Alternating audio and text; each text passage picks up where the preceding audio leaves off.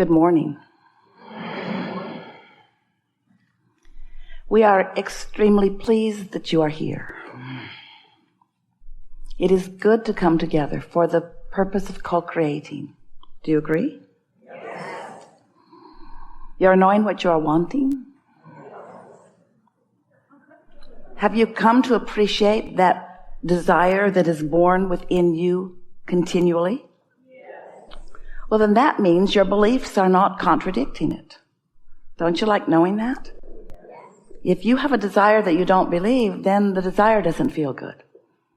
But if you have a desire and you are not doubting it, you're not worried about it, you're not so focused upon what is right now that it keeps you from expecting it to change, then you're in such a good place.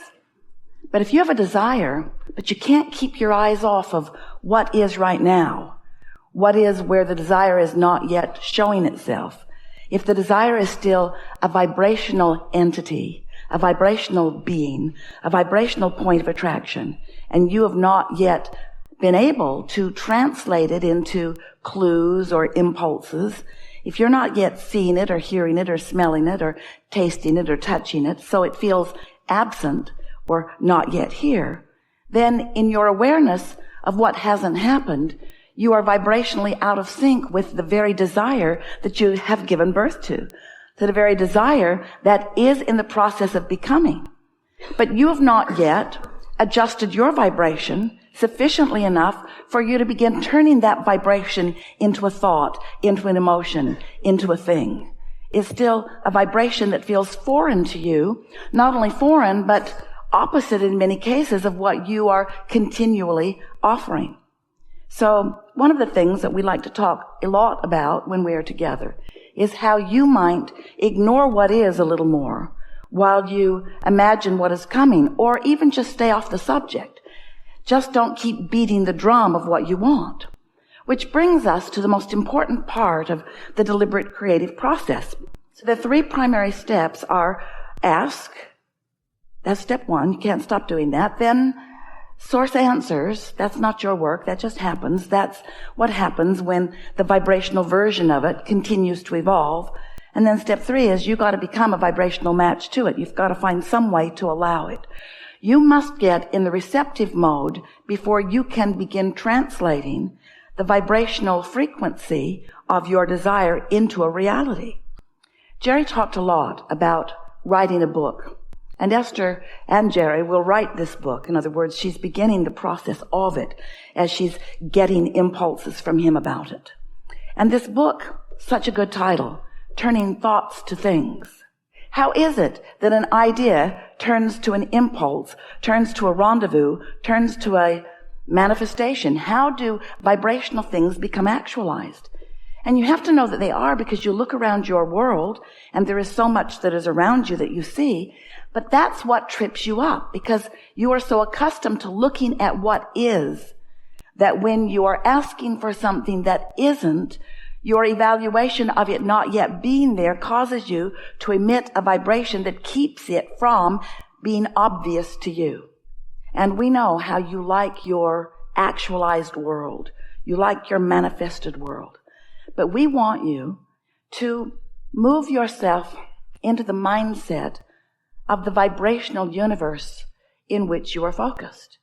And if you can begin to accept yourself primarily as vibrational, where you are aware of the vibration that you are emitting, if you will care about your guidance system, your emotions, which indicate the vibration that you are emitting, and even more important, indicate the vibration that you are emitting with your thought right here, right now, in any moment in time, and the vibration of your source, the vibration of your inner being.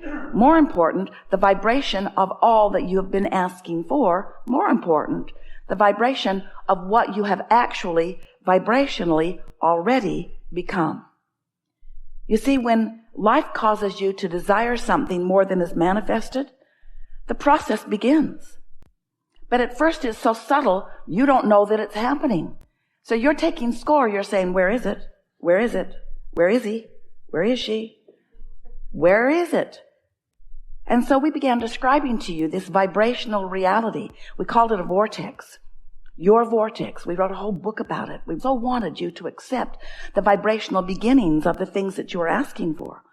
And then you, and we understand why, began saying, all right, Abraham, we will accept your silly premise that there is a vibrational reality that we can't see yet or hear yet or smell or taste or touch. But just tell me, how do I get my money out of the vortex and into the bank?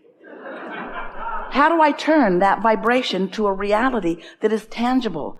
And you know, it's right for you to care about the tangible. It's right for you to care about what's manifested because you are on the leading edge of thought. You came here for vibration to come to its fullest fruition. And so we're not for a moment trying to talk you into settling for what isn't yet, to get you to put up with the absence of the things that you want. We want you to have all of the things that you want. We want you to know that if this time-space reality has inspired the desire within you, it can deliver a full manifestation of it to you. It can. But you've got to get into the vibrational place where you can begin receiving the constant insight and impulse and revelation and ideas and guidance that Source is giving you all day, every day. And if you're stuck in the step one part, if you just keep asking the question, I really want this, tell me where it is. I don't see it yet, tell me where it is. I really want this, tell me where it is. Tell me where it is. I want it, tell me where it is. If you keep asking that, if you hold yourself steadily in that asking step, you don't allow yourself to get into the receiving mode. And even though Source is saying, here it is, this will lead you to it, here's a piece of it, this is part of it, because Source is guiding you. Hear this. Ooh, such good words for you to hear and such good understanding for you to grasp. Source is constantly guiding you through and around and over and under the resistance that you have put on your own trail. So Source doesn't say, oh, not ready yet. Let's just settle down here and wait. Source just keeps saying, there. We'll try this. How about here? But if you're so busy saying, I don't see it, not here yet, do you see it? Do you know how long I've been asking? Then you can hold yourself incessantly for a really long time in vibrational discord so you don't feel the impulses. Oh, but once you realize that the impulses are being offered to you and you spend more time relaxing, more time chilling, more time a little bit, 15 or 20 minutes a day meditating. If you decide that you're going to give yourself a better chance of tapping in to the guidance, to the leading, to the clues, to the impulses that Source is offering you all the time, then you'll get into this mode where you will really understand the creative genius that you are. And you will really understand that we're all in this togetherness of all of this. Because when you ask your inner being and all of us and all who you have ever known who have been physically focused, hear your request, take stock of where you are in relationship to it, and begin offering very specific guidance about the path of least resistance to help you to get from where you are to the fullness of what you are asking for.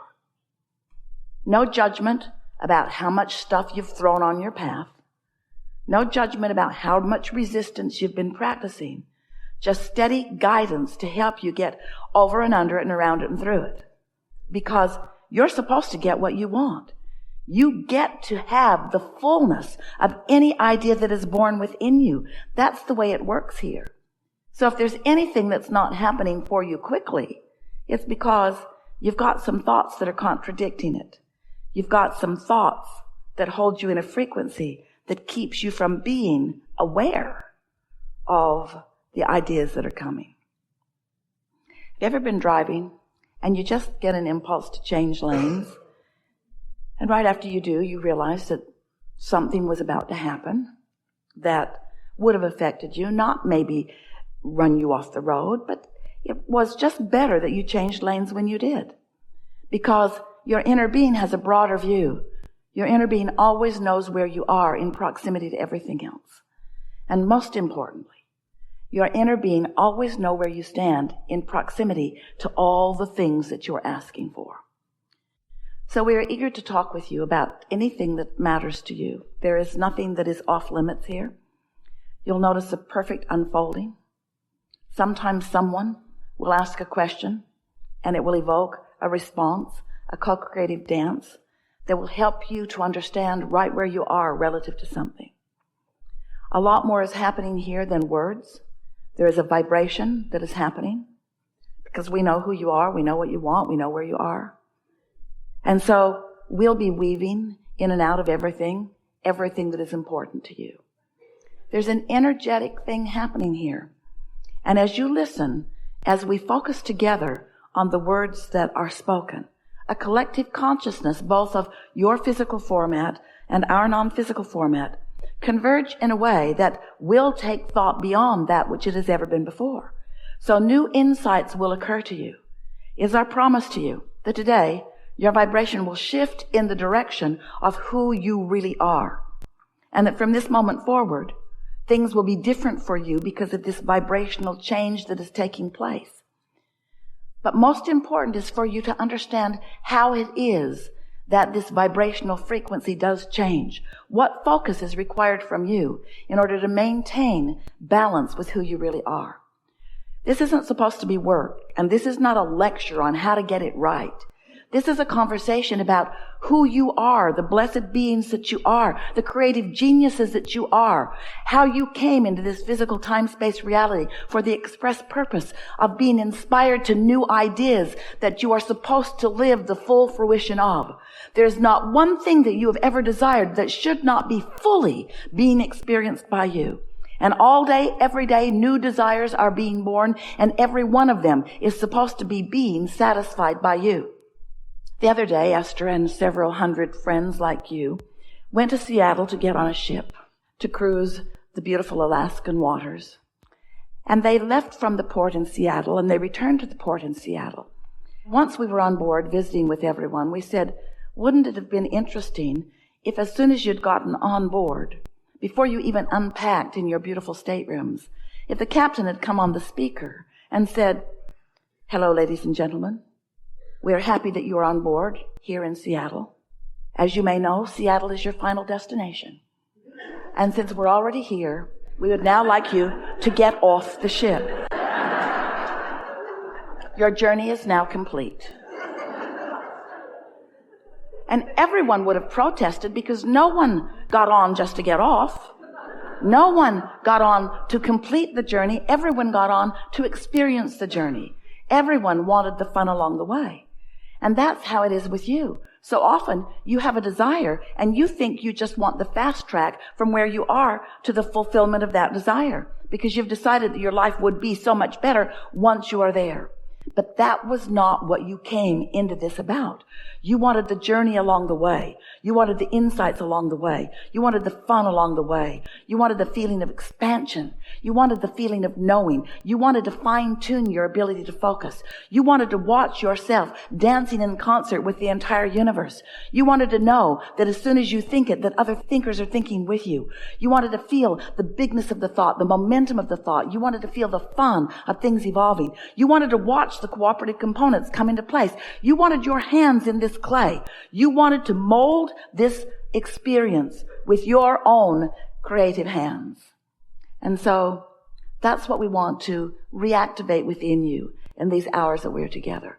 We want you to return to the zest and expectation that you felt when you decided to come this time into this time-space reality, into this body, into this personality, into this being, into these opportunities, into this expanding you.